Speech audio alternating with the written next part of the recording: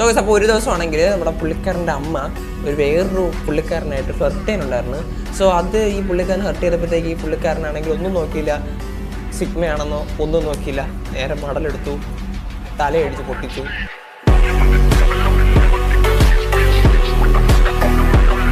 അതിന് കേസ് തലയടിച്ച് പൊട്ടിച്ചാൽ തലയുടെ പകുതി അങ്ങ് പൊട്ടിപ്പോയ, തലയൊട്ടി പകുതി പൊട്ടി.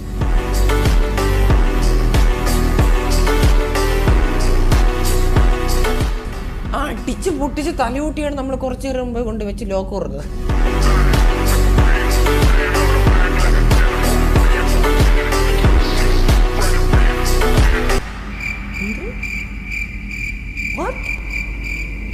ഇതാണോ തലയൂട്ടി? അപ്പൊ ഇതാരെ തലയൂട്ടിയാ?